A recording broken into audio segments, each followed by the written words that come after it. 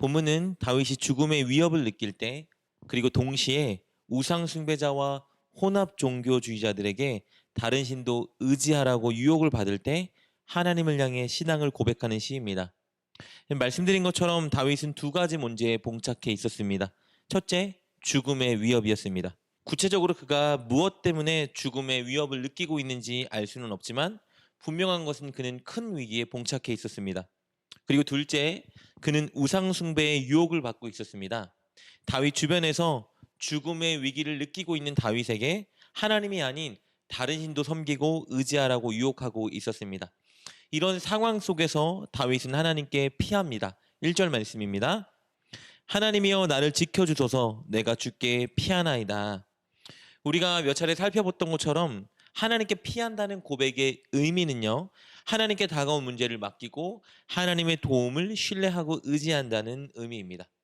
다윗은 하나님께서 자신을 지켜주시고 구원해 주신다는 믿음을 가지고 이번에도 하나님께 피했습니다. 이렇게 죽음의 위협 앞에서 하나님을 의지한 다윗은 다른 신의 도움을 구하라는 이 유혹을 단호히 거절하며 하나님을 향한 믿음의 고백을 이렇게 합니다. 2절 말씀입니다.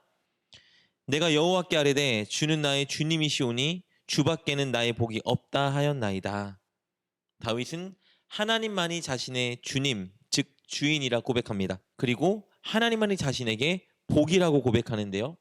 여기서 복이라는 단어를 원어로 보면 선함을 의미합니다. 즉 다윗은 오직 하나님만이 자신에게 선한 결과를 주시는 선한 분이라고 고백하고 있는 겁니다.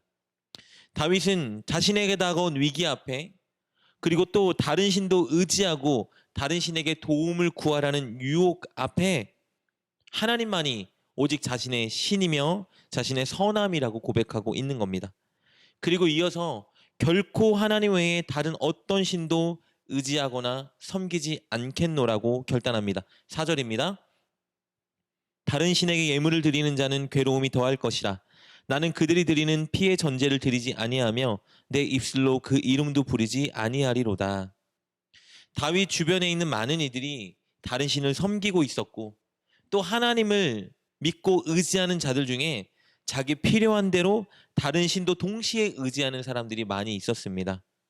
이런 사람들의 틈바구니 속에서 그리고 죽음의 위기 앞에서 다윗은 오직 하나님만이 자신의 신이시고 주인이며 하나님만이 자신에게 선한 분이라고 고백하고 있는 것입니다. 어떻게 이런 견고한 믿음과 지조 있는 고백이 가능했을까요? 우리 8절 말씀 보겠습니다. 내가 여호와를 항상 내 앞에 모시며 그가 나의 오른쪽에 계심으로 내가 흔들리지 아니하리로다. 8절은 그 비결을 말해주고 있습니다. 다윗이 지조 있게 하나님만 바라고 하나님께만 고백할 수 있었던 첫 번째 비결은요, 다윗과 함께하고 계셨던 하나님의 임재입니다. 다윗은 하나님이 자신의 오른쪽에 계시기 때문에 자신이 요동하지 않는다고 고백합니다. 이 원어로 보면요, 오른쪽은 오른손을 의미합니다. 즉 다윗 자신의 오른손에 하나님이 계시다고 고백하고 있는 거예요. 오른손은 지원과 지지의 자리를 가리킵니다. 즉 다윗은 늘 자신을 지원하고 지지해주는 하나님이 계시기 때문에 하나님의 그 임재 때문에 자신은 요동하지 않고 하나님만 섬긴다 고백하고 있는 겁니다. 다윗은 자신을 지원하고 지지해 주시는 이 하나님께서 지금 이 죽음 앞에 있는 자신을 구원해 주실 것이라 믿었습니다. 그래서 이렇게 고백하죠. 10절 11절입니다. 이는 주께서 내 영혼을 수월에 버리지 아니하시며 주의 거룩한 자를 멸망시키지 않으실 것임이니이다. 주께서 생명의 길을 내게 보이시리니 주의 앞에는 충만한 기쁨이 있고 주의 오른쪽에는 영원한 즐거움이 있나이다.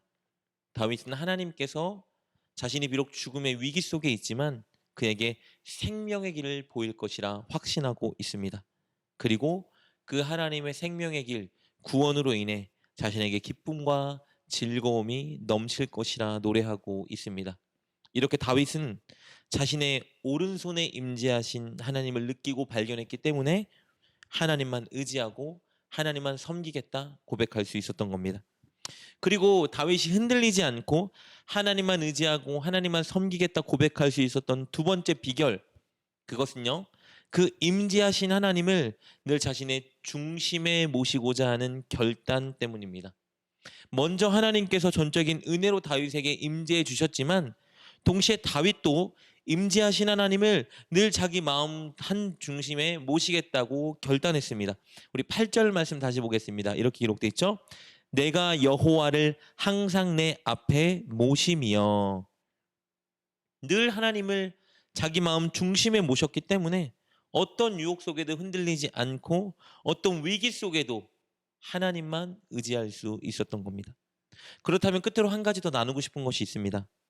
다윗이 하나님을 자기 마음에 모셨다고 하는데 그 구체적인 방법은 무엇일까요? 7절 말씀 보겠습니다. 나를 훈계하신 여호와를 송축할지라 밤마다 내 양심이 나를 교훈하도다. 어떤 상황 속에서도 하나님만 의지하고 하나님만 섬길 수 있었던 구체적인 방법이 바로 이것입니다. 하나님의 훈계를 마음에 새기고 밤마다 그것을 묵상하고 자신에게 적용했기 때문입니다. 여기서 말하는 훈계를 원어로 보면요, 충고, 조언, 가르침 이런 것을 의미하는데요. 그렇다면 다윗은 어떻게 하나님의 충고와 조언과 가르침을 받을 수 있었을까? 당연합니다. 하나님의 말씀이겠죠. 그는 하나님의 말씀을 읽고 묵상하며 하나님의 그 가르침 훈계를 늘 자신의 마음과 손과 발에 새겼습니다. 그리고 기도를 통해 하나님과의 임재, 그 속에서 가르침을 다시 한번 느꼈습니다. 그렇게 말씀과 기도로 하나님의 교훈을 자신의 마음속에 채워넣기 때문에 그 마음의 중심에는 늘 하나님이 자리 잡고 있을 수 있었던 겁니다. 사랑하는 여러분, 우리는 많은 유혹과 많은 방법론들에 둘러싸여 살고 있습니다. 그리고 우리에게는 때로 하나님의 존재와 도움을 의심할 수 있을 정도로 큰 위기가 다가오기도 합니다. 이런 상황 속에 우리도 다윗처럼 하나님만 의지하고 하나님만 섬기겠다 고백할 수 있어야 합니다. 그것을 위해서 우리는 날마다 하나님의 말씀을 읽고 묵상하며 그것을 우리 마음에 새겨야 합니다. 말씀으로 우리를 가르치신 하나님을 느껴야 합니다. 그리고 기도로 하나님의 그 말씀을 우리 마음 가운데 떠나가지 못하도록 깊이 새길 수 있어야 합니다. 그럴 때 우리 우편에서 늘 지지하고 지원해 주시는 하나님의 은혜를 발견하게 될 것입니다. 늘 말씀과 기도로 하나님을 여러분 마음의 중심에 모시는 여러분 되시길 주님의 이름으로 축복합니다. 기도하겠습니다.